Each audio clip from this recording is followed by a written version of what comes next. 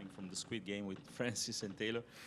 So Taylor, how do you feel in the thick of the North American summer? That's one of your favorite swings of the year.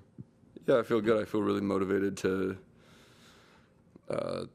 play good tennis, have some good weeks leading into the U.S. Open. I feel like, just ready to play, like mentally ready. And I feel like last week I was playing pretty good tennis as well.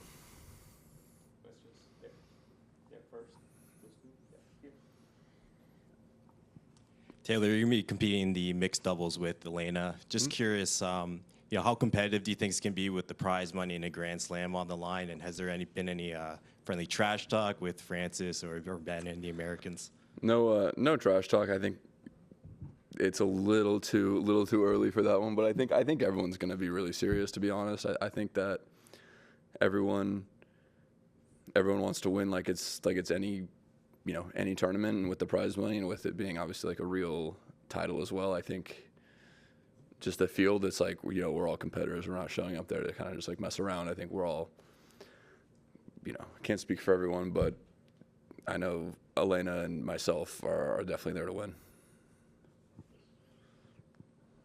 Hey, Taylor, I'm curious how your game has grown and improved since making the U.S. Open final last year. I think post-U.S. Open, I feel like in between the U.S. Open and ATP Finals last year, I feel like I did some things to improve my forehand a little bit. I think it gets down to like a lot of like little specific things, but I felt like this year as well, I'm serving better than I was last year. Definitely at the U.S. Open, I'm hitting all the spots a bit better, more consistently this year, and trying to move better. I'm not sure if I am moving better, but I feel it feels all right. But yeah, always just trying to make little improvements on everything. Hello, Taylor. General question about tennis, but related to the tournaments coming up now in North America. After Wimbledon, Carlos Alcaraz said that he feels right now him and Sinner are better than everyone else. But actually, you had a very close game with Alcaraz in Wimbledon. My question is, do you see, like, what is the difference that do you see right now between Alcaraz and Sinner and everyone else, and how beatable do you see them ahead of the U.S. Open? Thank you. Yeah, obviously we had a pretty close match at Wimbledon, but yeah, it's you can't argue the fact that they're outperforming. Those two are outperforming the field, so that's a fair thing to say. I think that a lot of it depends on the conditions. I think in the right conditions, in the right, like, if the court's decent speed, I feel they're both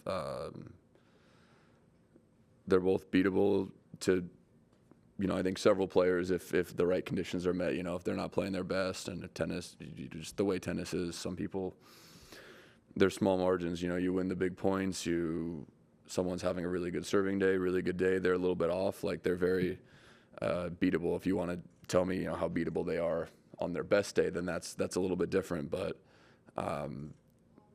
yeah, there's always going to be openings, just depending on the conditions, and if someone has a really good day or a really bad day, it's possible.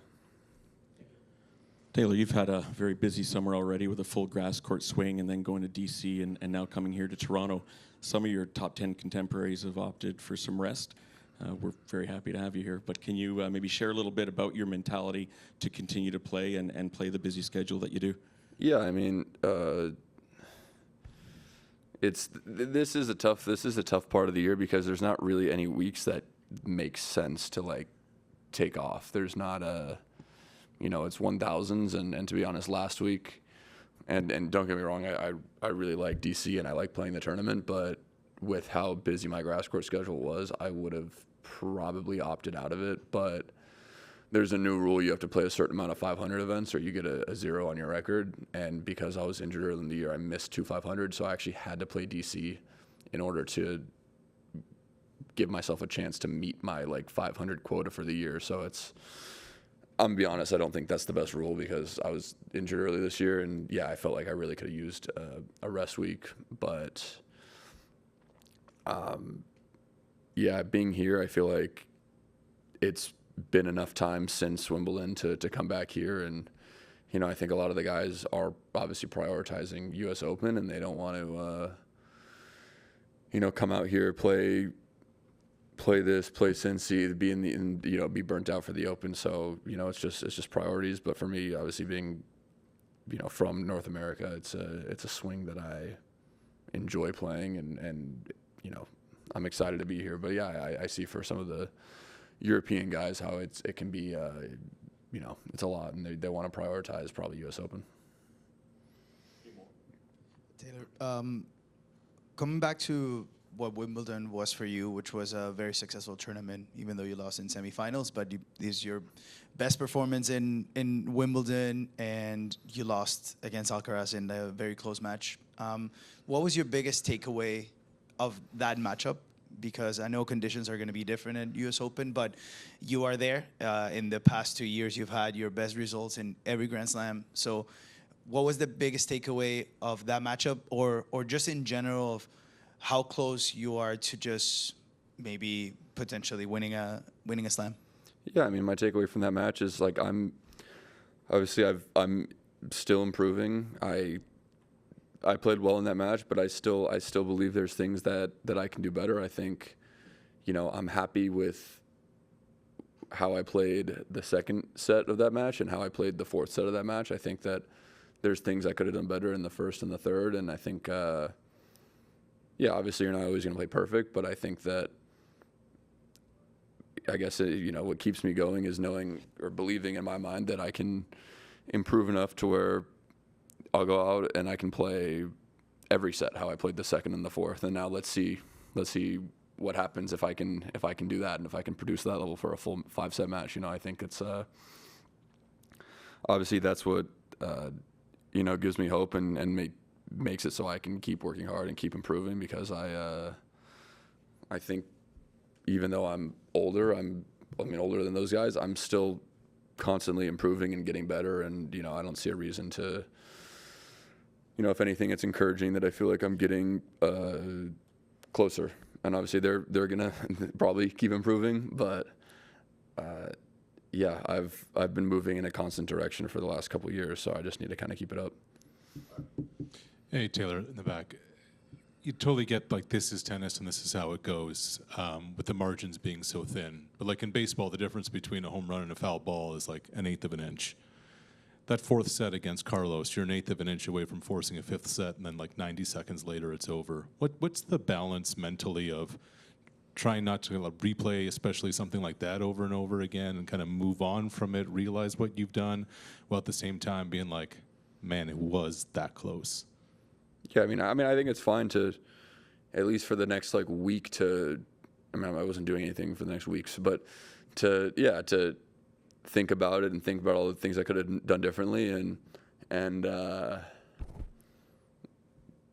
think one of the balls I probably should have. I didn't want to. I had a ball to attack, and I still attacked it, but I could have played it bigger. I just didn't want to give him a free point in that situation. So yeah, I think I learned a lesson of next time in that situation, I'm just going to go for it a bit more. And then on 6-4, I served a first serve that was on the outside part of the line. But if I'm being a little bit nitpicky, the toss was a little to the right, so the trajectory of the ball kind of, even though the spot was good, it kind of came back into him a bit more. If I would have hit it more, toss a bit more over my head, the line would have been better, and it probably would have actually been an ace. So really nitpicky, but it's not something that I ever carry into the next tournament. I turn around and I say, hey, it was a good match.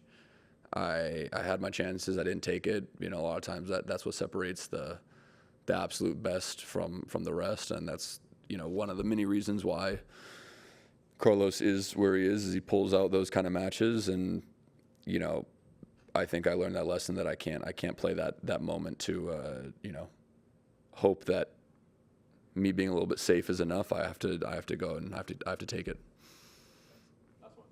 Taylor, talking about the season kind of turning the corner and into the back stretch, I'm curious for you, how much do you think about the fact that, okay, maybe, yes, some guys on the tour are a little burnt out. This is a section that I really like. It's a big it's maybe mentally, energy-wise, all that sort of stuff. It's a big opportunity. And I know that when the tour turns to Asia, it's kind of the same thing. Like, people who embrace it tend to do better, people who are kind of like burnt out. So how do you manage that mentally? It's this sounds like I guess not the best answer, but sometimes you get to a tournament and you are burnt out, and that's like, it's tough. Like, it's tough to do anything about it. Like, for me personally right now, I feel good. I feel ready to play. I think a lot of that is to the fact that I spent, a good amount of the beginning of the year injured, and even when I like was playing tournaments, I was like not playing in between tournaments, trying to like get healthy. So I think as far as like burnout goes, like I've had probably more time away from like tennis than I have in previous years. And even if you all don't see that, because a lot of it has been like in between tournaments, not really practicing or playing to make sure I was like healthy earlier in the year. So I'm in a good spot. But yeah, I think anytime you can show up to a tournament that a lot of players are maybe like not really feeling it, burnt out, I'd say like Paris is like one of those like end of the year. Some people are like kind of just ready to be done with the year. So yeah, anytime you can show up to those tournaments feeling really like motivated and ready to play, it's a huge advantage.